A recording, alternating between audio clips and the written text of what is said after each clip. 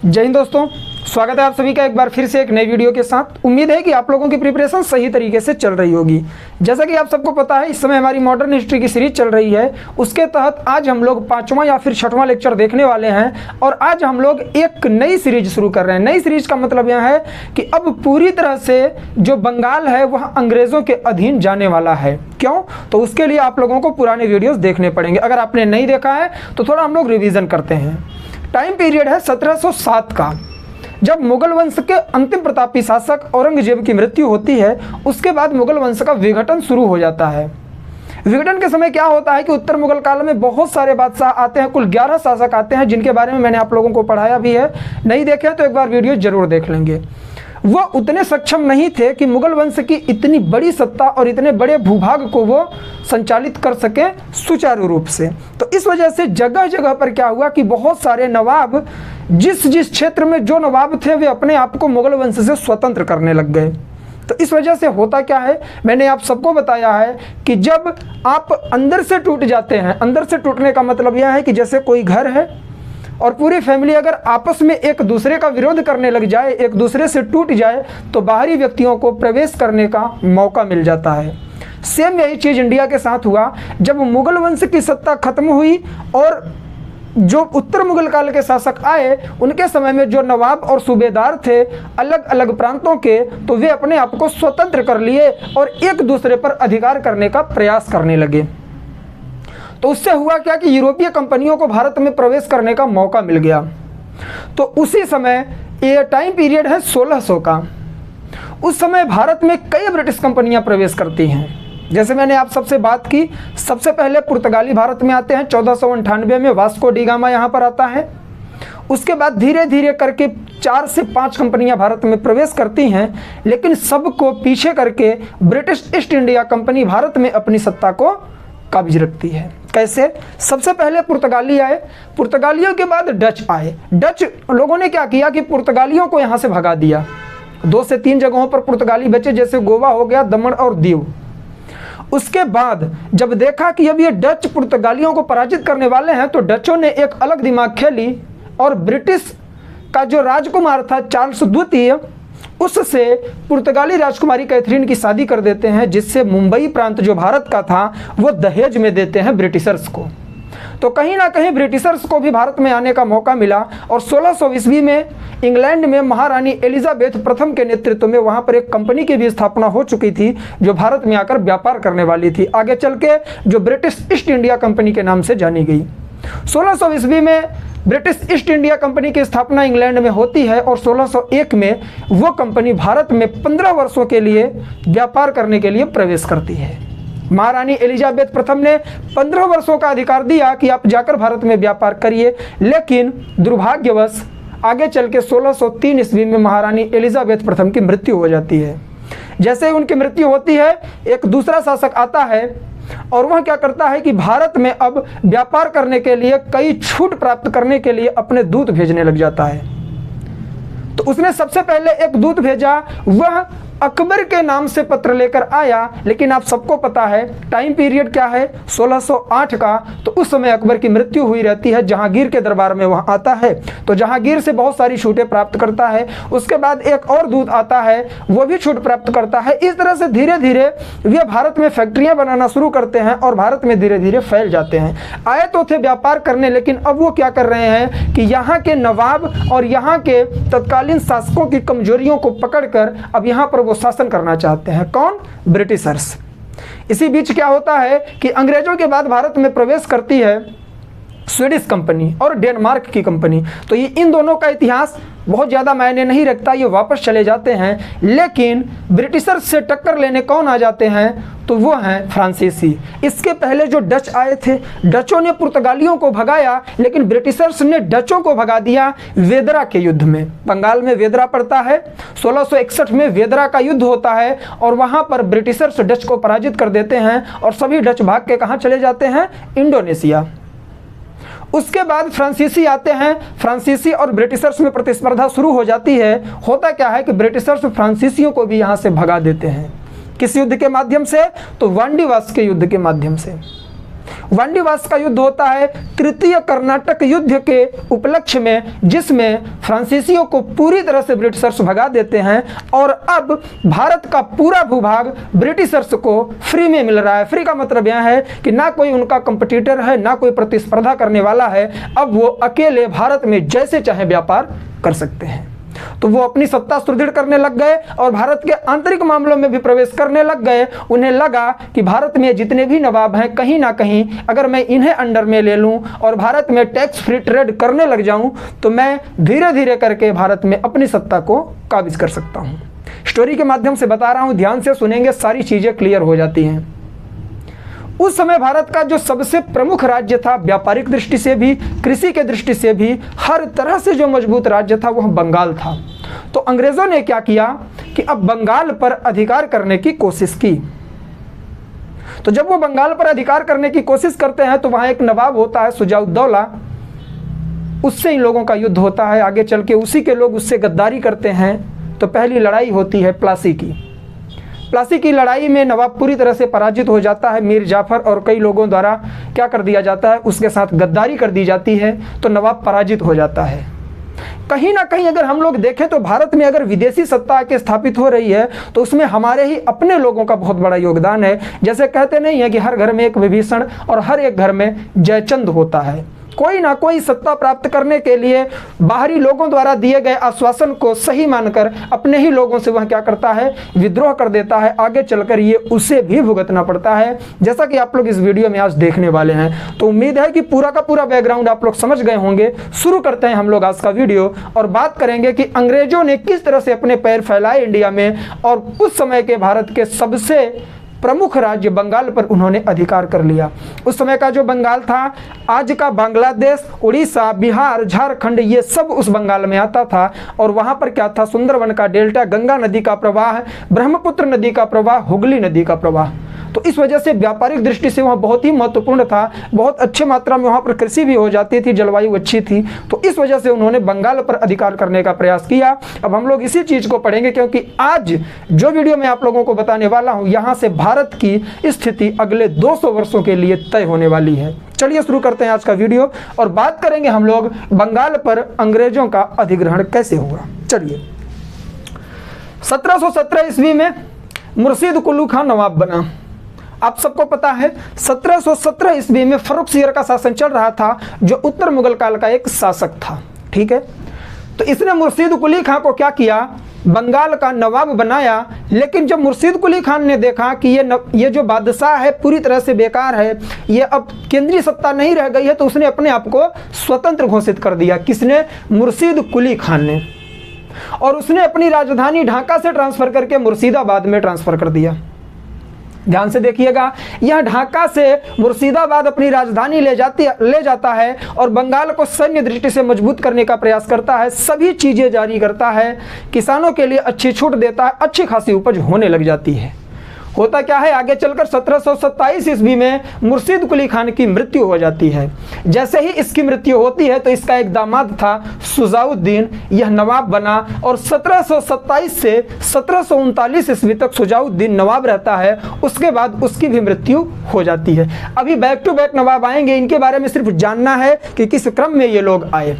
ठीक है, उसके बाद सुजाउद्दीन की भी मृत्यु हो जाती है 1739 में। तो इसका एक बेटा था जिसका नाम था सरफराज खान। सरफराज खान नवाब बन जाता है 1739 ईस्वी में। अब देखिए, सरफराज खान नवाब बनता है, लेकिन सरफराज खान उतना एक्टिव नहीं था कि पूरे बंगाल को वहाँ संभाल सके। तो इस वजह से इसी का एक सेनापति था जिसका नाम था अली वर्दी खान।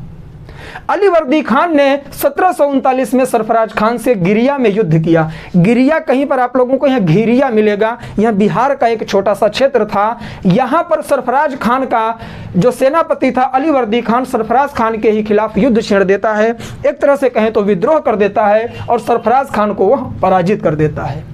जैसे ही सरफराज खान पराजित होता है, अली वर्दी खान नवाब बन जाता है 1740 ईस्वी में। तो अगर आप यहाँ पर देखें तो सबसे पहले कौन नवाब बना, मुर्शीद कुली खान, जिसने भारत से मुगल सत्ता के चंगुल से छुड़ाकर बंगाल को स्वतंत्र राज्य बनाया।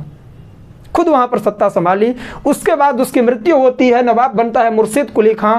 मुर्शिद कुली खां की मृत्यु होती है, नवाब बनता है सुजाउद्दीन की मृत्यु होती है, उसका पुत्र सरफराज खान नवाब बनता है। लेकिन इसके बाद अली वर्दी खान आता है। अली वर्दी खान का रोल अगर हम लोग देखें तो उतना बेटर भी नहीं है, हम लोग बुरा भी नहीं कह सकते हैं। क्यों? क्योंकि ये वही व्यक्ति है जिसने यूरोपीय कंपनियों को मधुमक्खी कहा था।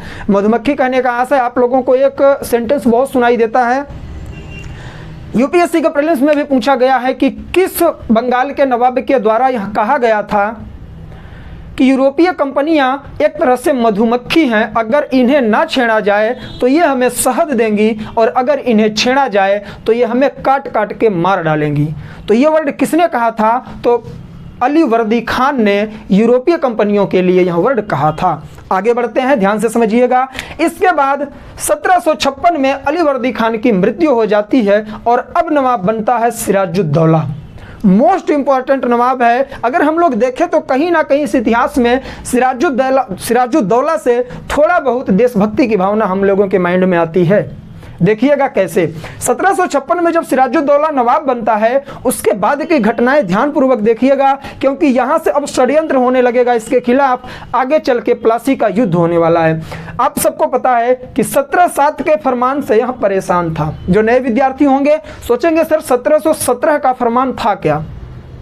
1717 में फर्रुखसियर क्या था? भारत का उस समय बादशाह था मुगल वंश का। तो मैं आप लोगों को बताऊं कि मैंने जैसे बताया कि 1600 ईस्वी में ब्रिटिश ईस्ट इंडिया कंपनी की स्थापना इंग्लैंड में होती है, लेकिन उसके बाद जब महारानी की मृत्यु हो जाती है तो नया शासक आता है और वह राजदूत भेजता है। तो बहुत सारी छूट वो ले चुके होते हैं, लेकिन ये जो 1717 का फरमान था, इसे ईस्ट इंडिया कंपनी का मैग्ना कार्टा कहा जाता है। ध्यान से सुनेंगे जो नए विद्यार्थी हैं। फर्रुखसियर ने क्या किया कि उस समय फर्रुखसियर 1717 में एक लाइलाज बीमारी से परेशान चल रहा था। होता क्या है कि एक ब्रिटिश का प्रतिनिधिमंडल भारत में आता है व्यापारिक छूट प्राप्त करने के लिए, और अगर हम लोग कहें तो बाई चांस या फिर भाग्यवश या इंडिया के दुर्भाग्यवश उस प्रतिनिधिमंडल में हैमिल्टन नाम का एक सर्जन भी था, विलियम हैमिल्टन ने देखा कि सिराजुद्दौला लाइलाज बीमारी से परेशान है, तो उसने उसकी लाइलाज बीमारी को दूर कर दिया। इससे खुश होकर बादशाह फर्रुखसियर ने क्या किया कि उन्हें बहुत सारी छूटें प्रदान की, जैसे कि 3000 रुपये प्रति वर्ष देने पर बंगाल, बिहार और उड़ीसा में टैक्स फ्री ट्रेड करने का अधिकार उसने दे दिया। 4000 देने पर सूरत में कर दिया। तो इस तरह से ये जो फरमान था, इसका नाजायज फायदा उठाने लगे कौन? कंपनी के अधिकारी। उन्हें यह भी अधिकार दे दिया गया कि बंगाल से जो भी व्यापार होगा आप लोग उस पर सिग्नेचर करेंगे, अपना हस्ताक्षर करेंगे। तो उसी का फायदा उठाकर कंपनी के जो अधिकारी लोग होते थे वे भी कर देने से बच जाते थे सिग्नेचर करके, और कर नहीं देते थे। और नवाब बना सिराजुद्दौला। पूरी तरह से कंडीशन आर्थिक तौर पर खराब होने लगी और इसने मना किया, वो लोग नहीं माने, तो इसने एक्शन लिया और इनके द्वारा, अंग्रेजों के द्वारा कलकत्ता में बनाए गए फोर्ट विलियम किले पर यह अटैक कर देता है। कौन? नवाब सिराजुद्दौला। कहां पर अटैक करता है? कलकत्ता में फोर्ट विलियम किले पर यह अटैक कर देता है और अंग्रेजों को भगा देता है इंडिया से। और वे अंग्रेज भागकर कहां पर जाते हैं? गंगा नदी का एक द्वीप था जिसका नाम था फुल्टा द्वीप। फुल्टा द्वीप में जाकर वे शरण लेते हैं, अन्यथा यह नवाब उन्हें जान से मार देता। नवाब उन्हें पराजित कर देता है। गलतियां कहां करता है कि अंग्रेज फिर वापस आते हैं।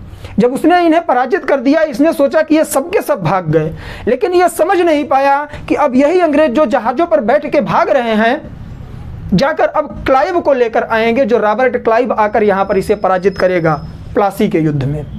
तो नवाब की यह मिस्टेक थी कि इसने इनके ताकत को कम समझा और वहीं पर इन्हें छोड़ दिया। होता क्या है, उसने एक और कांड किया था। 20 जून 1756 में ब्लैक होल की घटना आप सबको पता होगी। नवाब सिराजुद्दौला इतना परेशान हो चुका था इन अंग्रेजों से, इन ब्रिटिशर्स से, कि उसने एक छोटी सी काल कोठरी में 146 ब्रिटिशर्स को फेंक दिया था कई घंटों के लिए। जब वह कोठरी खोली गई, जब वह घर खोला गया जो छोटा सा था, अंधेरा था पूरी तरह से, 146 लोगों को डाल दिया था, तो उसमें से केवल 23 लोग ही जीवित बचे थे। उन्हीं में से एक व्यक्ति हालवेल नाम का था, उसके द्वारा यह घटना बताई गई है कि नवाब सिराजुद्दौला इतना परेशान था कि उसने छोटे से कमरे में 146 ब्रिटिशर्स को फेंक दिया था, जिसमें महिलाएं, बच्चे सब कोई थे ब्रिटिशर्स के, और उनमें से केवल 23 व्यक्ति बचे, बाकी सबकी वहां पर डेथ हो गई। सॉरी, गर्मी पड़ रही है, थोड़ा फ्लो पकड़ लिए हैं, मजा आएगा, ध्यान से समझते रहिए आप लोग, ठीक। चलिए, उसके बाद क्या होता है कि कलकत्ता का नाम बदलकर अली नगर रख देता है। कौन? सिराजुद्दौला। अब यहां से इसके खिलाफ षड्यंत्र होने लगेगा। इसके जो विश्वास पात्र लोग हैं वही इसके साथ धोखा करने वाले हैं। देखिए, जब यह कलकत्ता में ब्लैक होल की घटना करता है, अंग्रेजों को भगा देता है, फोर्ट विलियम किले पर अधिकार कर लेता है, तो उस फोर्ट विलियम किले का प्रभारी नियुक्त करता है मानिक चंद्र नामक व्यक्ति को। यह मानिक चंद्र आगे चलकर गद्दारी करता है और किला अंग्रेजों को सौंप देता है। उसके बाद एंट्री होती है क्लाइव की। रॉबर्ट क्लाइव आता है जो चंद्रनगर को जीत चुका है। भारत में प्रवेश करते ही उसने भारत के एक प्रमुख प्रांत उस समय के चंद्रनगर को जीत लिया, जो फ्रांसीसियों के अधिकार में था। तो सिराजुद्दौला को पता चला कि बड़ी सेना लेकर आया है, यूरोपीय सेना पूरी तरह से तोप, गोले और बंदूकों से सज्ज रहती थी। तो उस वजह से उसने क्या किया कि अंग्रेजों के साथ संधि कर ली। किसने? सिराजुद्दौला ने। ज्यादा दिन तक संधि नहीं चलेगी। अली नगर की संधि कहा जाता है। कलकत्ता का नाम बदलकर अली नगर रखा गया था, तो इसे अली नगर की संधि कहा गया। 1757 ईस्वी में यह संधि होती है और इसमें 3 शर्तें रखी जाती हैं कि जो अंग्रेज हैं वे अपने किले की किलाबंदी कर सकते हैं, कलकत्ता में सिक्का की ढलाई कर सकते हैं, और युद्ध में जो क्षतिपूर्ति हुई थी उसे वापस करें। इतनी सारी शर्तें हो गई। कौन सा युद्ध? जिसमें सिराजुद्दौला ने फोर्ट विलियम पर अटैक किया था और जीत लिया था, ठीक। तो इतनी शर्तें सिराजुद्दौला मान जाता है। अब अंग्रेजों को लगता है कि ये जो सबसे प्रभावी नवाब है यहाँ का, वो हमसे प्रभावी हो चुका है, डर गया, हमसे संधि कर रहा है, तो क्यों ना हम एक कठपुतली नवाब को यहाँ बिठा दें और सत्ता वो संभाले लेकिन चलाएं हम लोग, अपने हिसाब से काम करें। तो तलाश शुरू होती है कठपुतली नवाब की, और इसी के उपलक्ष्य में यह पूरा प्रोफार्मा माहौल बना देता है। किसका? प्लासी के युद्ध का। प्लासी का युद्ध होता है 23 जून 1757 ईस्वी में, जो सिराजुद्दौला और रॉबर्ट क्लाइव के मध्य होता है।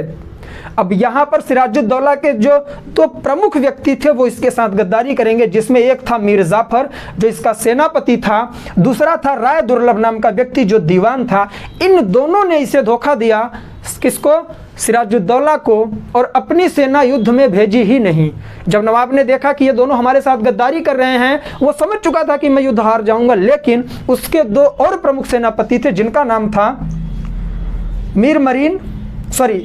मीर मदान और मोहनलाल। देखिए, मीर जाफर और राय दुर्लभ धोखा देकर अंग्रेजों से मिल जाते हैं, अपनी सेना ही नहीं भेजते हैं, फिर भी उसके जो 2 शेर थे, शेर ही कहूँगा मैं उन्हें, क्योंकि उन्होंने कहा कि नवाब आप डरो मत, हम लोग जब तक हैं अंतिम सांस तक लड़ेंगे। तो ये 2 व्यक्ति मीर मदान और मोहनलाल शहीद हो जाते हैं। उसके बाद क्या होता है? सिराजुद्दौला मुर्शिदाबाद चला जाता है। कई किताबों में आपको मिलता है कि सिराजुद्दौला युद्ध से भाग रहा होता है तो मीर कासिम उसे मरवा देता है या मार देता है। ऐसा बिल्कुल नहीं था। होता क्या है कि सिराजुद्दौला मुर्शिदाबाद चला जाता है, भागता है, लेकिन युद्ध क्षेत्र में नहीं मारा गया। फिर मीर कासिम जो मीर जाफर था, इसका पुत्र था मीर मरीन।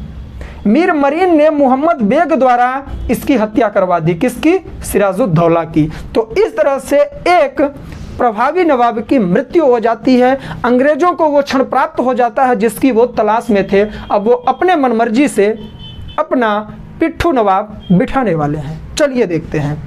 जैसे ही प्लासी का युद्ध समाप्त होता है, उन्होंने मीर जाफर को नवाब बना दिया, क्योंकि यह पूरी तरह से उनकी चापलूसी करता था, इसी ने धोखा दिया था। तो जाकर प्लासी के युद्ध में सिराजुद्दौला पराजित हुआ था। जैसे ही यह नवाब बना, इसने 24 परगना की जमींदारी अंग्रेजों को, ब्रिटिशर्स को दे दी। बंगाल, बिहार और उड़ीसा में कर मुक्त व्यापार शुरू कर दिया। बंगाल, बिहार, उड़ीसा ये वही क्षेत्र है जहां पर 1717 के ईस्ट इंडिया कंपनी का मैग्ना कार्टा कहें या फिर फर्रुखसियर के फरमान को कहें, जहां पर टैक्स फ्री नहीं किया गया था, 3000 रुपए प्रति वर्ष के हिसाब से दिया गया था, और उसी के विरोध में प्लासी का युद्ध हुआ। क्योंकि ये लोग गलत फायदा उठाते थे। और आज ये यही तो चाहते थे अंग्रेज, मीर जाफर को नवाब बनाकर बंगाल, बिहार, उड़ीसा में टैक्स फ्री ट्रेड का अधिकार प्राप्त कर लेते हैं। उसके बाद क्या होता है, ये बहुत ज़्यादा मांग करने लग जाते हैं। रॉबर्ट क्लाइव बहुत ज़्यादा डिमांड करने लग जाता है इकोनॉमिक दृष्टि से। तो मीर जाफर जो था वो हम परेशान हो जाता है और मना कर देता है कि साहब हमारे पास अब कुछ भी नहीं है आपको देने के लिए। तो उसने कहा जब तुम्हारे पास कुछ है ही नहीं तो तुम नवाब क्यों हो, हटो यहाँ से। तो मीर जाफर आर्थिक मांग पूरा न कर सका तो 1760 ईस्वी में उन्होंने एक अगला पिट्ठू नवाब मीर कासिम को बना दिया। मीर कासिम को उन्होंने नवाब बना दिया। ठीक है, मीर कासिम ने क्या किया, मिदनापुर और चटगांव को दोनों की जमींदारी अंग्रेजों को दी। अब देखिए यही तो होगा ना, ये उसी को नवाब बनाएंगे जो इनके इशारे पर काम करे। आगे चल के आप लोग देखेंगे ये खुद सत्ता संभाल लेंगे, अगले वीडियो में मैं बात करूंगा। ठीक, मीर कासिम ने क्या किया, राजधानी को मुर्शिदाबाद से मुंगेर लाया। अब देखिए होता क्या है, जब मीर जाफर को हटाकर मीर कासिम को बनाया जाता है तो मीर कासिम ने क्या किया, तुरंत राजधानी मुर्शिदाबाद से हटाकर मुंगेर ले गया कि अंग्रेज हम पे हस्तक्षेप ना करने पाए। अंग्रेजों ने इसे नवाब बनाया और उन्हीं के खिलाफ यह षड्यंत्र करने लग जाता है और उनके खिलाफ अपनी सेना को मजबूत करता है। भनक लग जाती है अंग्रेज अधिकारियों को। उन्होंने कहा बेटे हमने तुम्हें नवाब बनाया और तुम हमारे साथ षड्यंत्र कर रहे हो, ऐसा करो पहली फुर्सत में निकलो। और 1763 ईस्वी में उन्होंने फिर से मीर जाफर को नवाब बना दिया। जैसे ही मीर जाफर को नवाब बनाया, मीर कासिम के दिल में कहीं ना कहीं देशभक्ति निकल चुकी थी, चाहे वह अपमान का बदला हो चाहे देश के प्रति समर्पण हो। वह व्यक्ति रुका नहीं और मीर कासिम भाग गया अवध और जाकर मिला शुजाउद्दौला से। शुजाउद्दौला के पास पहले से ही मुगल वंश के बादशाह जिनका नाम क्या था, शाह आलम द्वितीय बैठे हुए थे। उन्हें एक और व्यक्ति मिल गया और अब यहां से शुरू होता है क्रांति। किस चीज की, तो वो थी बक्सर का युद्ध। कैसे बक्सर के युद्ध की नीतियां बनी, कैसे बक्सर के युद्ध की परिस्थिति बनी। अवध के नवाब थे शुजाउद्दौला। कौन थे, शुजाउद्दौला अवध के नवाब थे और इनके पास आया हुआ था कौन, मुगल वंश का शासक जिसका नाम था शाह आलम द्वितीय। वो भी अंग्रेजों से परेशान था। दोनों बैठे थे साथ में, इधर से मीर कासिम भी पहुंच गया तो दुश्मन का दुश्मन दोस्त हो गए। तीनों मिलकर अब क्या करते हैं, बक्सर में अटैक करते हैं ब्रिटिश की सेना पर। अब ये युद्ध पूरी तरह से निर्धारित कर देगा कि भारत का अगले 200 वर्षों का भविष्य अंग्रेजों के अधीन जाने वाला है। देखते हैं क्या हुआ। बक्सर का युद्ध 22 अक्टूबर 1764 ईस्वी को हुआ और इसमें शुजाउद्दौला, मीर कासिम, शाह आलम द्वितीय, इन तीनों की सेना सम्मिलित रूप से अटैक करती है। किसके ऊपर, ब्रिटिश सेनापति हेक्टर मुनरो के ऊपर। आपने देखा कि जो प्लासी का युद्ध हुआ उसमें ब्रिटिशर्स सेना का प्रतिनिधित्व कर रहा था रॉबर्ट क्लाइव, और जब बक्सर का युद्ध हुआ तो ब्रिटिशर सेना का सेनापति या फिर नेतृत्वकर्ता हेक्टर मुनरो था। होता क्या है, ये शुजाउद्दौला, मीर कासिम, शाह आलम द्वितीय तीनों की सम्मिलित सेना को पराजित कर देता है। कौन, हेक्टर मुनरो। हेक्टर मुनरो अकेले तीनों की सम्मिलित सेना को पराजित कर देता है। तो कहीं ना कहीं उनके अंदर कॉन्फिडेंस जगा कि अगर मैं अकेले यहाँ के तीनों प्रतापी शासकों या फिर नवाबों के सेना को सम्मिलित रूप से पराजित कर सकता हूं तो भारत में मुझे हटाने वाला कोई भी पैदा नहीं हुआ है। क्यों इतना सोच बैठे, क्योंकि उन्हें पता था कि भारत के जो लोग हैं वो आपस में ही लड़ते रहेंगे, नाम में ही भाईचारा नहीं है, सब एक दूसरे पर अटैक कर रहे हैं। तो इस तरह से क्या होता है कि ब्रिटिश सेनापति हेक्टर मुनरो विजयी हो जाता है। कहीं ना कहीं अंग्रेजों की सैन्य दृष्टि से यह बहुत बड़ी सफलता थी। प्लासी के युद्ध में भी उन्हें विजय मिली थी, लेकिन उसमें इन्हें सहयोग मिला था। किसका, मीर जाफर का। मीर जाफर के साथ किस व्यक्ति ने, राय दुर्लभ का। कई लोग ऐसे थे जो सिराजुद्दौला के खिलाफ षड्यंत्र कर रहे थे, सबने साथ दिया। तो लोगों के सपोर्ट से प्लासी का युद्ध जीता था, तो सेना का उतना योगदान कम ही माना जाता है। लेकिन जब यह सम्मिलित रूप से शुजाउद्दौला, मीर कासिम, शाह आलम द्वितीय की सेना को पराजित करता है बक्सर के युद्ध में, तब इसे कन्फर्म हो जाता है कि मेरी सेना अब सुदृढ़ हो चुकी है, अब मैं भारत को पूरी तरह से अपने नियंत्रण में कर सकता हूँ। तो जैसे ही बक्सर का युद्ध समाप्त हुआ, भारत का पूरा फ्यूचर अगले 200 वर्षों का अंग्रेजों के अधीन चला गया। वो व्यापारिक कंपनी जो भारत में केवल व्यापार करने आई थी, अब यहाँ की सत्ता को संभाल रही है और पूरी तरह से भारत को गुलाम बना लिया जाएगा। तो अंग्रेज कैसे पैर पसारना शुरू किए हैं, आज से हम लोगों ने यह शुरू कर दिया है, क्रांति होने वाली है। अगला वीडियो आएगा आप लोगों के लिए 1765 की इलाहाबाद की संधि और बंगाल में किस तरह से इन्होंने द्वैध शासन शुरू किया। तो उम्मीद है कि यह वीडियो आप लोगों को पसंद आया होगा।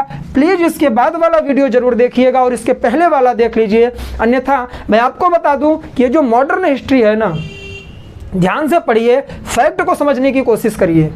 और मैं स्टोरी के तौर पे इसलिए बोलता हूं कि आप लोगों के माइंड में पूरा जैसे फिल्म नहीं चलती, फिल्म चलनी चाहिए आपके माइंड में। जब मैं क्लास ख़त्म करूं तो आप लोग बैठ के सोचिए कि सर ने क्या क्या बोला और क्या क्या बताया है, सारी चीज़ें आपकी क्लियर हो जाएंगी। तो चलिए, उम्मीद है कि आप लोगों को वीडियो पसंद आया होगा और अगले वीडियो की प्रतीक्षा आप लोग करेंगे, क्योंकि अगले वीडियो में ही इस पूरे युद्ध का और बंगाल में किस तरह से नियंत्रण हुआ इनका पूरा का पूरा सारांश आपको मिलने वाला है। कंक्लूजन कह सकते हैं उसे, निष्कर्ष कह सकते हैं, क्योंकि इलाहाबाद की संधि होती है, 2 बार इलाहाबाद की संधि होती है। एक होती है नवाब के साथ जो अवध का नवाब है, और एक होती है किसके साथ, शाह आलम द्वितीय के साथ जो मुगल वंश का बादशाह था। तो उस तरह से पूरी तरह से बंगाल में इनका नियंत्रण होगा, द्वैध शासन आएगी। वारेन हेस्टिंग्स यहाँ पर नया क्या आएगा, गवर्नर आएगा, द्वैध शासन को समाप्त करेगा। सब कुछ अगले वीडियो में देखेंगे। उसके बाद हम लोग देखेंगे मैसूर का इतिहास और मैसूर का आंग्ल मैसूर युद्ध भी हम लोग देखने वाले हैं। तो अब जितने भी वीडियोस आने वाले हैं बैक टू बैक इंपॉर्टेंट हैं, ध्यानपूर्वक देखिएगा। और उम्मीद है कि आप लोग इसी तरह से साथ देते रहेंगे। वीडियो को शेयर करिए और दोस्तों को जितना हो सके शेयर करिए, बोलिए चैनल को सब्सक्राइब करें और फ्री ऑफ कॉस्ट चल रहे इस पूरे सीरीज का वो लुत्फ उठाएं। तो चलिए, आज के लिए बस इतना ही, मिलेंगे नेक्स्ट वीडियो में। तब तक के लिए जय हिंद, जय भारत, बाय बाय।